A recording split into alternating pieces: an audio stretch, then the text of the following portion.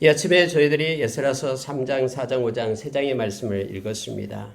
하나님께서는 고레스 마음을 감동시켜서 그 고레스 왕 원년에, 바사 왕이었던 고레스 왕 원년에 이스라엘 백성들, 그 바벨론의 포로로 있는 이스라엘 백성들을 해방시켜서 예루살렘에 올라가서 성전을 그렇게 건축하라라고 그렇게 명령을 내리고 또 뭐 조서를 내리고 또 그 주변에 있는 많은 사람들에게 격려해서 예물을 주어서 올라가서 약 1000마일, 그러니까 약 1600km, 1500km 이상 되는 곳까지 그들이 귀환을 하게 되었죠. 그런데 이제 하나님께서 그렇게 은혜를 주셨으면 올라오자마자 곧바로 하나님의 성전이 그냥 순리적으로, 그리고 아무런 거침없이 하나님의 성전이 그렇게 지어졌으면 얼마나 좋겠습니까? 근데 그렇지 않은 모습을 우리가 읽은 3장, 4장, 5장의 말씀 가운데서 우리가 보게 됩니다. 늘 하나님의 일이 그렇습니다. 때로는 하나님께서 우리의 마음 가운데 뭔가를 주시고 또 그 일을 행하게끔 힘을 주시고 또 뜻을 분명하게 우리에게 밝혀주지만 그 일이 일사천리로 진행되거나 또 그것이 그렇게 순식간에 이루어지거나 하지 않는다라는 것을 우리는 실생활을 통해서 너무나 잘 체휼하고 있음을 보게 됩니다. 우리가 하나님의 자녀가 되고 이 땅 살아갈 때에 우리를 보호하시고 끝까지 지켜주시겠다라고 말씀은 약속해 줍니다. 그러나 우리가 인생을 살아갈 때 예수 믿는 사람들이 고난이 없습니까? 어려움이 없습니까? 그렇지 않죠. 우리가 예수 믿는다고 해서 고난이 우리를 피해가고 또 우리가 늘 그렇게 평안하고 형통한 순간들만 우리에게 오는 것은 아니죠. 그런데 여러분, 한 가지 사실이 있습니다. 하나님께서 말씀하신 것은요, 반드시 하나님 때에 성취된다는 사실과 또 하나는 우리에게 나타나는 모든 고난이나 어려움, 힘듦, 이 모든 것들도 우리에게 유익이다라는 사실을 성경은 우리에게 가르쳐주고 있는 거예요. 오늘 여러분, 이스라엘 백성들이 이제 성전을 지키기 위하여 그 먼 길을 약 43,000명 이렇게 많은 숫자가 올라왔습니다마는 곧장 성전이 지어지는 게 아니에요. 성전을 올라와서 지어지기까지 약 그들이 올라온 때가 BC 538년 경이었으니까요. 성전이 완공될 때가 언제냐면은 바로 BC 516년 경이 됩니다. 그러니까 멸망한 지 BC 586년에 멸망을 했기 때문에 거기서 70년 후에 성전이 완성이 되거든요. 그럼 38년부터 16년까지 516년까지니까요. 약 22년 정도가 걸쳐서 성전이 지어졌다라는 거예요. 그 중간에 오늘가 읽었습니다만 방해한 세력이 너무나 많습니다. 오늘날도 하나님의 일이 성취되는데요. 방해하는 악한 세력들이 그렇게 많아요. 그러나 그 방해하는 세력으로 인하여 하나님의 성전 짓는 그것이 중단되거나 그것이 끝까지 성취되지 못하는 법이 없어요. 하나님의 때에 하나님께서는 이것을 이용해서 하나님의 사람들을 연단시키고 하나님의 말씀하신 것은 반드시 성취됨을 그들로 하여금 깨닫게 하고 그리고 믿음의 온전함으로 세워지게끔 하나님께서는 그렇게 행하심을 우리 말씀을 통해서 깨닫기를 원합니다. 예수님이 이 땅에 오셨을 때 예수님이 행하신 일들 가운데도 고난이 없었습니까? 아니요. 엄청난 고난이 있었죠. 그래서 여러분 히브리서 5장에서는 고난이 올 때마다 예수님께서는 순종함을 배우셨다라고 얘기했습니다. 그래서 하나님의 일을 온전히 이루셨다라고 그렇게 성경은 말해주고 있습니다. 우리에게 있어도 우리가 고린도전서 10장 13절의 말씀처럼 우리 앞에 나타나는 모든 어려움과 힘듦 이것은 오히려 우리에게 유익한 것이고 하나님이 허락해 주신 것이고 또 모든 것을 합력하여 선을 이루시는 하나님은 그 모든 것을 가지고 우리를 하나님의 사람으로 믿음의 사람으로 온전케 우리를 세워간다라는 사실을 우리가 기억해야 됩니다. 하나님은 좋으신 분입니다. 그래서 모든 것을 합력하여 선을 이루시는 그 놀라우신 하나님이 그 좋으신 하나님이 우리와 함께 하심을 우리는 기억해야 됩니다. 그래서 절대로 우리는 포기해서는 안 됩니다. 하나님이 주신 것은, 하나님이 주신 마음은, 하나님이 주신 뜻은, 하나님이 주신 말씀은 영원하기 때문에 그걸 붙잡고 끝까지 경주하는 믿음의 길을 가는 저와 여러분이 되기를 원합니다. 오늘 말씀 가운데 몇 가지를 우리가 보도록 하겠고요. 또 악한 자들이 어떻게 방해를 하는지 그 방해하는 그 모습을 말씀을 통해서 이 시간에 깊게 묵상하기를 원합니다.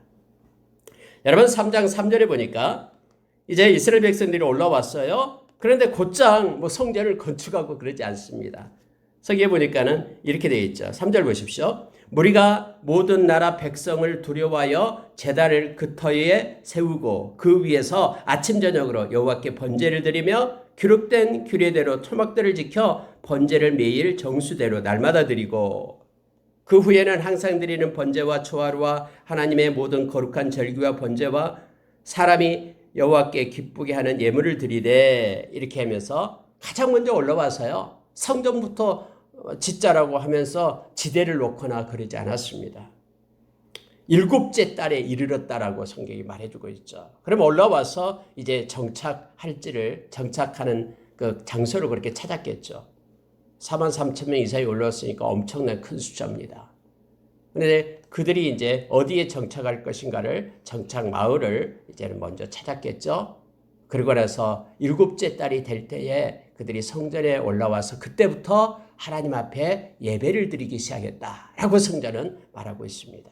막 성전 설계도를 가지고 쌓고 행하고 이런 것이 아니라 먼저 하나님 앞에 예배를 드리게 되었음을 성경에 말합니다. 근데 오늘 말씀 가운데 이거 하나를 보게 돼요. 3절에 다시 보면요. 무리가 모든 나라 백성을 두려워하여 제단을 그 터 위에 세우고 이렇게 되어 있습니다.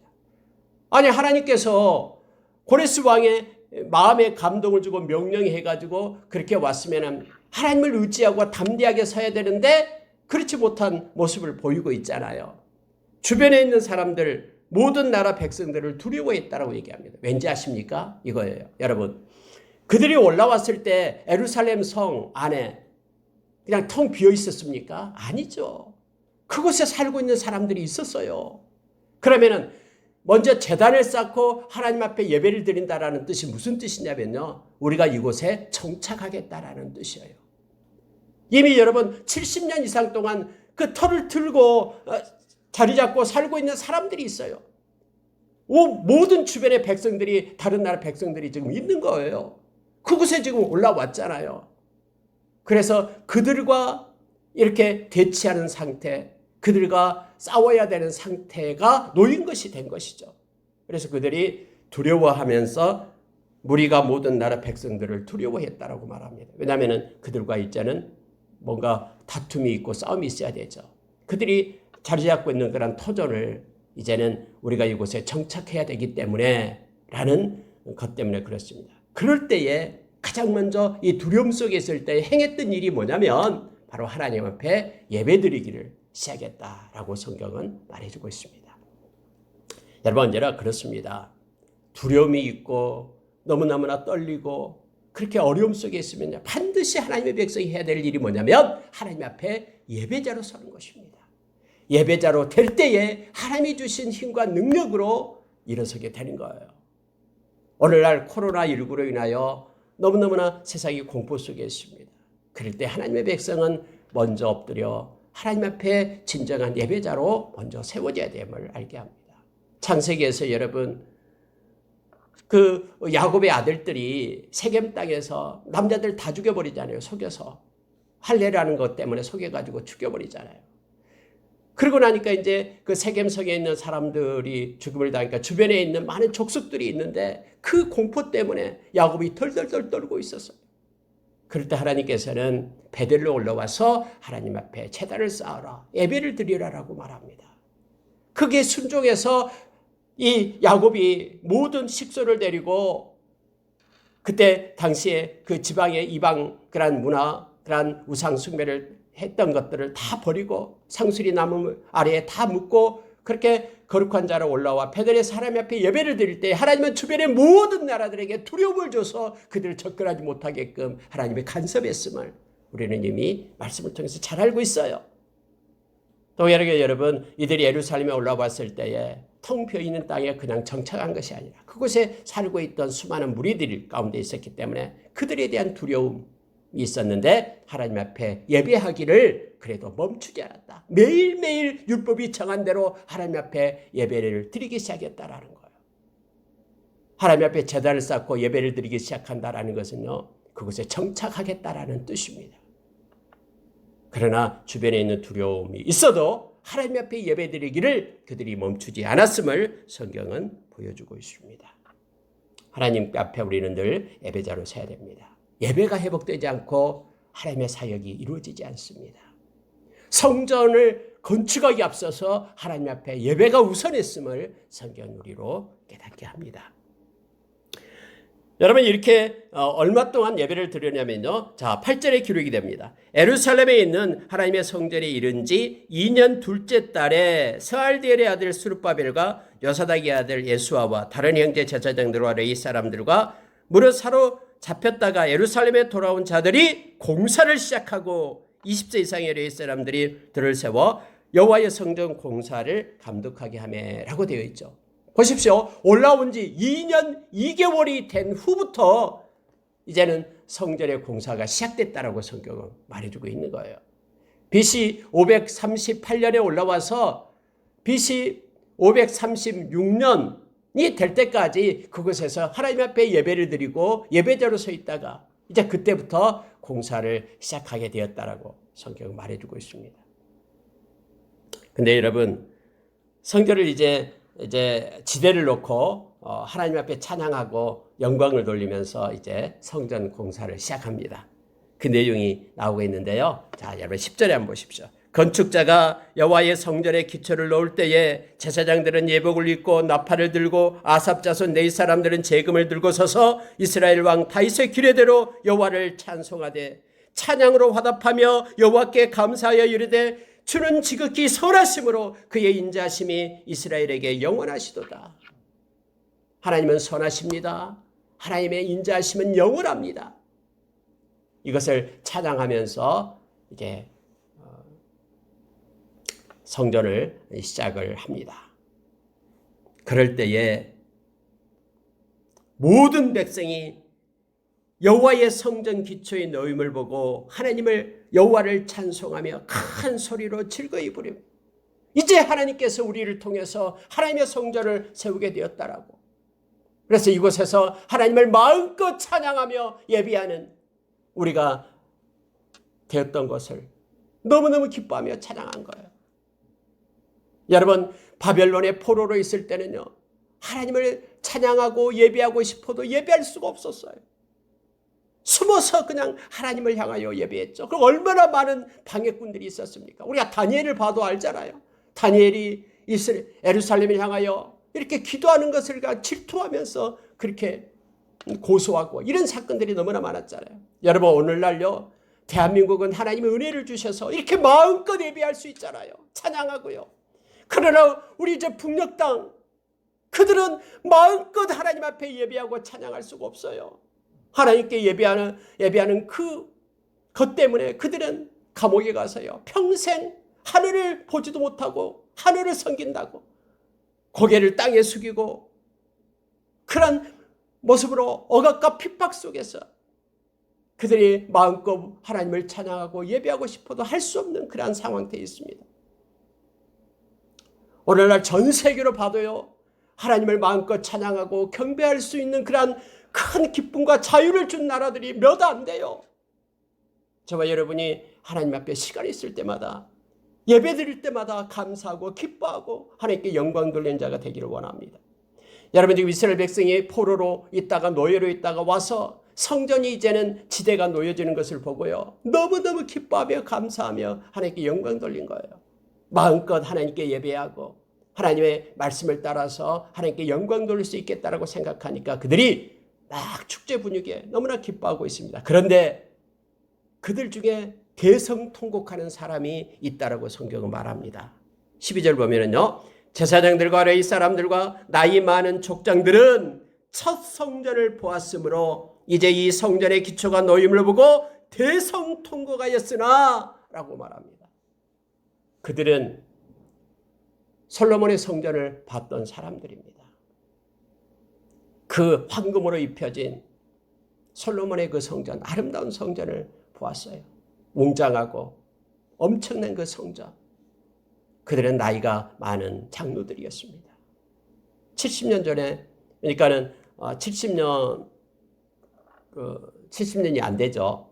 먼저 잡혀간 사람들은 70년이 되지만은 BC 586년에 잡혀갔으니까는 538년에 왔으니까요. 약 50년 정도 되죠. 52년 정도요. 그때 잡혀간 사람들은. 그래서 나이 드신 그런 장로들은 다 알고 있거든요. 물론 바벨론에서 태어난 사람들은 잘 모르지만 그때 얼마나 그 웅장한 그 성전, 이걸 보는 거예요. 근데 지금 스룹바벨의 성전은 너무나 지대가 적거든요. 적은 숫자가 와서 그 일을 행하고 있으니까요. 이걸 보고 가슴을 치면서 이렇게 대성통곡하는 거예요. 우리가 잘못해서 죄를 지어서 우리가 하나님을 노엽게 하여서 하나님을 버려서 하나님의 말씀처럼 우리가 하나님을 섬기지 못해서 우상 숭배해서 그 아름다운 성전이 이렇게 불에 타서 없어졌다고 생각하니까 가슴을 치면서 대성통곡하는 그러한 내용이 있습니다. 그러나 그들뿐만 아니라 이제 새로 올라온 그들은, 여러 사람들은 이렇게 표현하죠.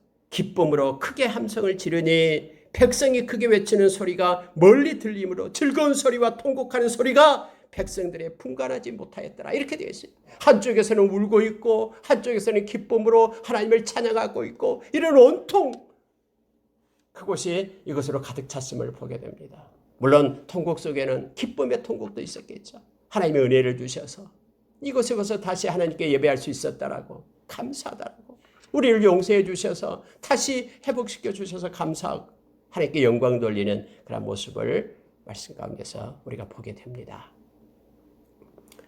여러분, 이렇게 이제 막 큰 소리가 나고 음악이 들리고 하니까 주변에 사람들이 이제 와서 보겠죠. 그때부터 이제 방해가 시작됩니다. 여러분, 어떤 방해가 있는지 4장에서 내용을 나오겠는데요. 보십시오. 첫째 방해가 이겁니다. 자, 여호와의 성전을 건축한 다음을 유다와 베냐민의 대적이 듣고 대적들이 이제 몰려들기 시작하는 거예요. 스룹바벨과 족장들에게 나와 이르되 우리도 너희와 함께 건축하게 하라. 우리도 너와 같이 너희 하나님을 찾노라. 아스루 왕 아살핫돈이 우리를 이리로 오게 한 날부터 우리가 하나님께 제사를 드리노라 하니. 여러분, 무슨 뜻이에요? 북이스라엘의 사람들이 그때 아스루 왕에게 멸망을 당했잖아요. BC 722년에. 그때 아스루 왕의 정치가 뭐였냐면 사람들을 이동시키는 거예요. 저기 먼 데 있는 사람들을 사마리아로 끌고 와서 거기서 살게 했잖아요.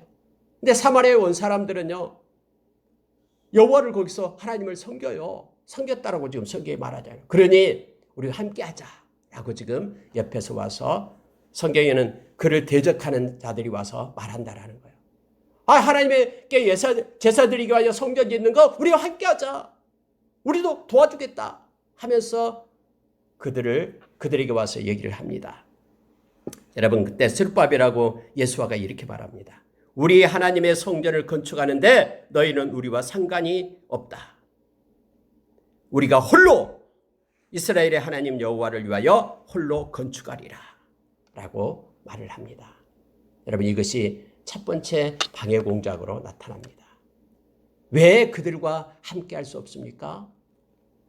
왜 하나님의 성전을 짓는데 그들이 도와주겠다는데, 우리도 하나님을 섬기겠다고 붙은데, 그들과 함께하면서 더 손이 필요하기 때문에, 도움이 필요하기 때문에 그들과 함께하면 더 잘 지을 수 있잖아요 라고 생각할지도 몰라요. 그러나 스룹바벨과 예수아는 그들의 도움을 거절합니다. 왜냐하면 우리는 우리 하나님의 성전을 우리의 손으로 짓겠다라고 말하는 거예요. 그런데 왜 거절하냐면요, 그들은 정말로 하나님을 섬기는 사람들이 아니었어요. 그들은 이들을 쫓아내기 위한 그런 핑계거리로 이 일을 행하게 된 겁니다. 늘 함께하면서 방해를 놓을 겁니다. 여러분, 언제나 어떤 일이든요, 대부분의 방해가 내부적인 그런 방해로 인하여 그 일이 진행되지 못합니다. 이렇게 함께하자라고 이제는 그들이 얘기하는 거예요. 그들은 하나님을 섬기는 이들이 아니었어요. 그들은 어떤 이들이냐면은 바로 혼합주의자들입니다. 종교 혼합주의자. 그들이 사마리아 땅으로 옮겨와서 그곳에서 여호와 하나님을 한쪽에 섬겨요. 다른 우상들도 같이 섬기면서 한쪽에 또 하나님을 섬겨요. 오늘날 여러분 열방 곳곳에서요 이러한 일들이 너무나 많아요. 복음을 증거하면은 인도도 그렇고요, 일본도 그렇고요, 많은 우상들 중에 예수 그리스도도 하나의 우상이 되어버리는 거예요. 이런 혼합주의 속에 그들이 빠져 있었거든요. 정말로 유일신 하나님을 섬기는 사람들이 아니라면 우리는 함께하지 않겠다라고 지금 선을 긋는 거예요. 여러분 아무리 도움이 필요하고 힘이 필요하다고 해도요 지켜야 될 것은 지켜야 됩니다. 진리의 거룩함을 우리는 지켜내야 돼요. 많은 오늘날 우리가 진리를 파수할 때도 동일합니다. 많은 사람이 아니라도 단 한 명이 있다고 해도 하나님께서는 진리를 온전히 파수하는 그에게 하나님은 함께 하시면서 그 진리로 서게끔 그렇게 행하시고 또 지금까지 그 진리를 지키기 위하여 생명을 걸고 온 이들이 있습니다. 많은 사람이 필요한 것이 아니라 온전한 하나님의 사람이 필요함을 성경은 우리로 하여금 알게 합니다. 첫 번째 방해가 그거예요. 함께하자 하면서 그들에게 내적인 그러한 내적으로 그들에게 어려움을 주고 반대하고 하려고 하는 첫 번째 계략이었습니다. 이것에서 스룹바벨과 예수와는 하나님 앞에 기도하며 이것을 잘 막아냈음을 보게 됩니다. 이제 두 번째 방해가 뭐냐면요. 자, 노골적으로 나옵니다. 4절에 보시기 바랍니다. 4장 4절입니다. 이로부터 그 땅 백성이 유다 백성의 손을 약하게 하여 그 건축을 방해하되 라고 말합니다. 손을 약하게 했다라고 성경은 표현하고 있죠. 건축하지 못하도록 위협한 겁니다. 방해하면서 위협하고 공갈 협박으로 말하고 있는 거예요. 그래도 이스라엘 백성들은 그들의 공갈과 협박에 넘어가지 않습니다. 죽이겠다고 말하고 막 엄청난 그러한 세력, 권세를 가지고 와서 그들을 중지하게끔 막 그렇게 방해를 하기 시작합니다. 건축을 방해했다라고 말합니다. 그런데 우리가 잘 알다시피 그들은 멈추지 않습니다. 성전 지키어 아무리 협박해도요. 넉넉히 그 일을 행하게 됩니다. 다음에 여러분 느헤미야서에도 보면은 엄청난 그런 방해가 있었잖아요. 예루살렘 성을 쌓는데도요. 그런데 그때 성은 52일 만에 완성을 하죠. 마찬가지로 여러분 이렇게 주의 인재를 위협하고 그렇게 핍박을 가한다 할지라도 멈추지 않습니다. 언제나 그렇습니다. 처음에는 이렇게 내적으로 그렇게 온유하게 함께하자라고 접근하고 방해를 하지만 그게 거부될 때는요. 이제는 힘을 가지고 억압을 합니다. 그러나 하나님의 백성들은 이 방해 공작에 넘어가서는 안 됩니다. 아무리 우리에게 위협을 하고 그러한 권세를 가지고 온다고 해도 모든 권세의 주권자가 하나님이심을 우리는 기억해야 됩니다. 우리 안에 계시는 이가 세상에 있는 악한 자보다 더 큼을 우리는 압니다. 그래서 우리는 그런 방해에 굴하지 않고 나가게 됩니다. 나가야 됩니다. 여러분 세 번째 방해 공격이 뭐냐면 이것도 안 되니까 이제 그들이 모여가지고 연합을 하기 시작합니다. 성경은 이렇게 말하고 있습니다. 그래서 권세, 권력을 이용하는데요. 자, 5절 보십시오. 바사왕 고레스의 시대로부터 바사왕 다리오가 즉위할 때까지 관리들에게 뇌물을 주어 그 계획을 막았으며 또 아하수에로가 즉위할 때에 이렇게 되어 있죠. 또 아닥사스다 왕에게 올려 이렇게 되어 있습니다. 여러분 보십시오. 고레스 왕이 있고요. 그 다음에 아하수에로 왕이 즉위를 합니다. 그 다음에 아닥사스다 왕이 나오고 있고요. 그리고 다리오 왕이 나와요. 그러니까 이제는 자기들의 힘으로 아무리 위협을 해도 이 건축하는 것을 멈추지 않으니까 이제는 뇌물을 가지고 그런 바벨론 왕에게 공작을 펴는 거예요. 거짓 공작을 펴니다. 근데 이게 먹혀 들어가는 거예요. 왕에게 편지를 써가지고 말합니다. 그중에 방백 르훔하고 심세가 주도를 하게 됩니다. 근데 그들이 보십시오. 9절에 보시기 바랍니다. 방백 르훔과 서기관 심세와 그의 동료 디낫 사람과 아바사 사람과 다블렛 사람과 아바세 사람과 아렉 사람과 바벨론 사람과 수산 사람과 대헷 사람과 엘람 사람과 그리고 오스람발이 사마리아 성과 유브라데 강 건너편 다른 땅에서 옮겨둔 자들과 함께 고발을 합니다. 그와 함께 했던 사람들이 너무나 많은 거예요. 주변에 있는 모든 사람들이 연합해서 성전을 짓지 못하도록 이렇게 방해를 하는데요. 그것 가지고도 안 되니까는 이제 바벨론 왕에게 조서를 꾸며서 거짓으로 올리기 시작하는 거예요. 이렇게 끈질깁니다. 악한 자는요, 계속해서 이렇게 하나님의 일을 방해합니다. 성경에도 나와 있듯이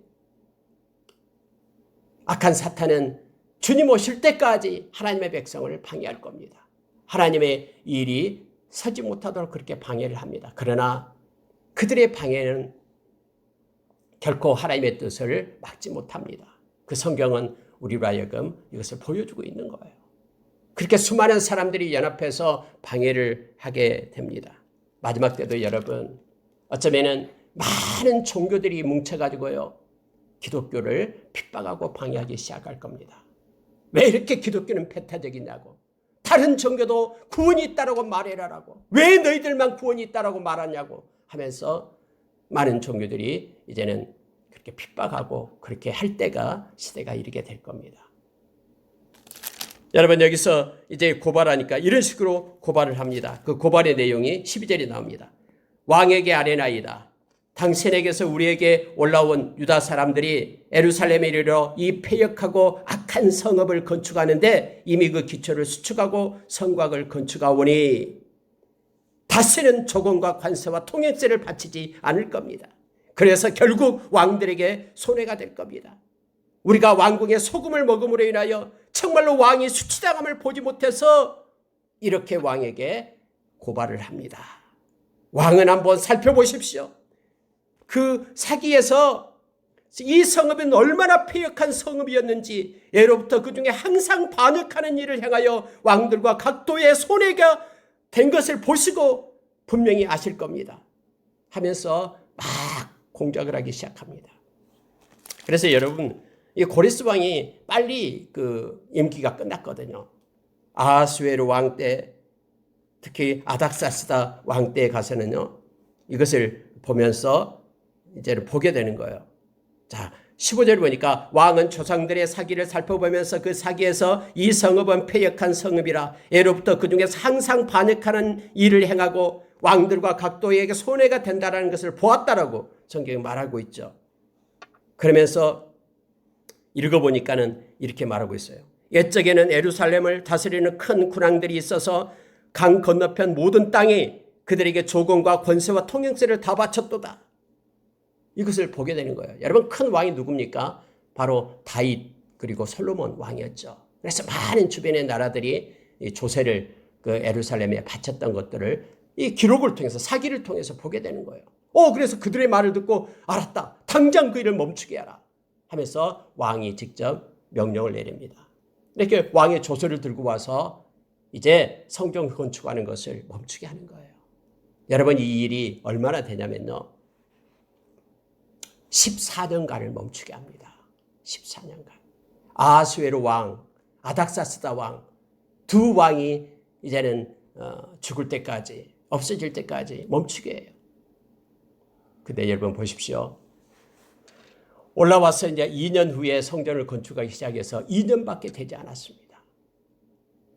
이제 지대를 놓고 막 열심을 다해서 하려고 하는데 이런 방해들이 맞게 되는 거예요. 여러분, 이때 당시에 이스라엘 백성들의 마음은 얼마나 힘들었겠습니까? 하나님 도대체 뭡니까? 왜 우리를 바벨론에서 여기까지 올라와서 이곳에서 성전을 건축하게끔 하나님이 그렇게 하셔놓고, 아니 이렇게 어찌 될 겁니까? 이 상황을 보면은 많은 그런 적의 무리들이 성전을 건축하지 못하게 하고 이제는 바벨론 왕까지 건축을 못하게끔 초소를 내렸는데 이거 어찌 된 겁니까? 하나님 도대체 하나님 살아계십니까? 하면서 가슴을 치면서 이 상황을 봤을 거 아니에요. 근데 그 세월이 무려 14년이나 흘러갑니다. 2년 조금 건축 시작하고 14년 동안 그렇게 흘러가는 거예요. 근데 그때 하나님께서는 낙심하고 있는 하나님의 백성들에게 누구를 보내냐면 선지자를 보냅니다. 우리가 잘 아는 선지자 학개 선지자 그리고 스가랴 선지자를 보내가지고 왜 너희들은 주저앉아 있느냐? 왜 지금 때가 아니다라고 말하느냐? 지금 왕의 권세 앞에 무릎 꿇고 있느냐? 일어나라. 그들의 권세보다 더 큰 하늘의 권세 하나님께서 우리를 보내서 성전을 건축하라라고 말한다. 여러분 다음에 학개서를 읽어보면 알잖아요. 이 내용과 연계됩니다. 그랬더니 5장 1절에 선지자들 곧 선지자 학개와 이또의 손자 스가랴가 이스라엘의 하나님의 이름으로 유다와 예루살렘에 거주하는 유다 사람들에게 애언하였더니 이 말씀을 받은 스룹바벨과 예수아는 다시 일어납니다. 예루살렘에 있는 하나님의 성전을 다시 건축하기 시작합니다. 하나님의 선지자들이 함께 있어 그들을 도왔다라고 성경은 말합니다. 그때에 또 이제는 유브라데 강가에 있는 총독 다뜨네와 스달보스네 이 동관들이 와서 그들에게 말합니다. 너희에게 누가 명령해서 다시 성전을 건축하고 이 성곽을 지금 마치게 하느냐? 어떤 권세를 가지고 일을 하느냐라고 말합니다. 근데 여러분 이때는 절대로 주저앉아 있지 않습니다. 왠지 아십니까? 하나님께서 선지자를 통해서 하나님의 말씀을 그들에게 주었기 때문에 그렇습니다. 스룹바벨과 예수아가 일어나는 것은 바벨론 왕의 명령에 따라 일어나는 것이 아니라 하나님의 명령을 가지고 일어나기 때문에 그들은 굴하지 않습니다. 그래서 아무리 그들이 그게 총독들이 와서 방해를 한다고 해도 그들은 이 성전 다시 일어나서 건축하는 일을 멈추지 않습니다. 여러분 5절에 보십시오. 하나님이 유다 장로들을 돌보셨으므로 그들이 능히 공사를 막지 못하고 이 일을 다리오에게 아뢰고 그 답장을 오기를 기다렸더라 라고 성경은 말하고 있는 거예요. 하나님의 손이 하나님의 말씀이 그들과 함께 했기 때문에 이제는 왕의 명령이라도 거절하고 성전을 건축하기 시작하는 거예요. 그러니까 이들이 어찌할 도리가 없는 거예요. 그래서 자세히 이제 다리오 왕이 그때 즉위하고 있었는데요. 써가지고 다리오 왕한테 올려요. 또 그렇게 될지 알고. 여러분 11절 보십시오. 그들이 우리에게 대답하여 이르기를 우리는 천지의 하나님 종이라 예전에 건축하였던 성전을 우리가 다시 건축하노라. 당당합니다. 그리고 고레스 왕이 이렇게 조서를 내려서 우리는 성전을 건축하게 되었다 하면서 그들이 말하니까 조서에 써서 다리오 왕한테 올리는 거예요. 이게 진짜 맞는지 틀린지 확인해 달라고 올립니다. 그래서 왕이 확인을 합니다. 여러분 16절 17절 보고 마치겠습니다. 이에 이 세스바살이 이르러 예루살렘 하나님의 성전 지대를 놓았고 그때로부터 지금까지 건축하여 오나 아직도 미치지 못하였다 하였사오니 이제 왕께서 좋게 여기시거든 바벨론에서 왕의 보물 정각을 에서 조사하사 과연 고레스 왕이 조서를 내려 하나님이 이 성전을 예루살렘에 다시 건축하려 하셨는지 보시고 왕은 이 일에 대하여 왕의 기쁘신 뜻을 우리에게 보이소서라고 조서를 올려요. 그들은 몰랐어요. 14년이 지난 다음에 그 총독으로 온 사람들은 고레스 왕의 조서에 의해서 이 일이 이루어졌다라는 사실을 그들은 몰랐어요. 그래서 다리오 왕한테 이 조서를 꾸며서 올린 거예요. 틀림없이 다리오 왕도 이걸 멈추게 할 것이다라고 말하는. 그러나 하나님은 다리오 왕의 마음을 만집니다. 그래서 내일 새벽에 이어서 다리오 왕의 마음을 만져서 다리오 왕이 엄청난 그런 도움을 오히려 더 주게 됩니다. 하나님은 포기하지 아니하면 하나님의 때에 반드시 하나님은 실행하고 성취시킵니다. 하나님의 입에서 나온 말씀은 반드시 이루어짐을 우리로 알고 말게 합니다. 그러면은 왜 이런 긴 기간을 두었을까? 22년이라는 이런 기간을 왜 두었을까라고 우리가 생각할 때에 더욱더 하나님의 백성들은 이런 고난이 올 때에 하나님을 더 의지하고 기도하고 하나님 앞에 엎드려 예배하는 것을 멈추지 않았겠죠. 그리고 믿음으로 그들을 하나님은 세우셨음을 우리는 기억합니다. 선지자들을 통해서 하나님의 말씀으로 다시 일어나서 세상의 어떤 권세 앞에도 무릎 꿇지 않는 그러한 능력을 가지고 하나님을 섬기는 하나님의 백성들로 다시 세우게 됨을 알게 합니다. 언제나 고난이 올 때는 성경 로마서 5장에서 우리에게 가르쳐 준 것처럼요. 그 고난은 그대로 소멸되는 법이 없습니다. 그 고난은 하나님의 백성에게 유익을 주고 더 큰 소망을 갖게끔 우리를 연단시킴을 성경은 말해줍니다. 잠깐 고난은 장차 나타날 영광과 좋게 비교할 수 없음을 성경은 말해주고 있고요. 우리가 고난이 올 때에 믿음으로 말씀을 의지하고 살 수 있는 믿음의 삶을 살아갈 수 있는 기회가 됨을 우리는 기억해야 됩니다. 그래서 고난은 우리에게 유익입니다. 베드로 사도는 그 고난을 통해서 우리를 견고하게 하고 털을 굳건하게 하고 우리를 확실한 가운데 하나님의 자녀로 세운다라고 우리에게 가르쳐 줍니다.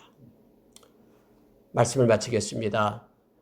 이 땅을 살아갈 때 하나님의 백성들이 여러 가지 어렵고 힘든 일을 우리가 만나게 됩니다.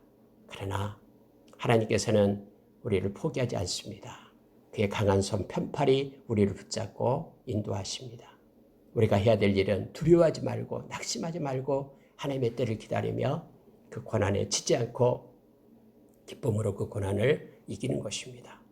그럴 때에 예수님께서는 마태복음 5장 10절 이하에서 그렇게 고난이 오고 어려움이 올 때에 믿음으로 이기는 것, 모든 하나님의 백성들이 그렇게 해왔다라고 말하면서 그가 하늘에서 상이 큽니다라고 우리에게 말해주고 있습니다. 오늘 하루도 우리가 여러 가지 일들이 우리 앞에 있을 겁니다. 주님과 겸손히 동행하며 그것들이 우리 마음 가운데 있는 평안을 뺏어가지 못하도록 우리가 낙심하지 않도록 우리가 늘 깨어 있기를 원합니다. 함께 기도하겠습니다.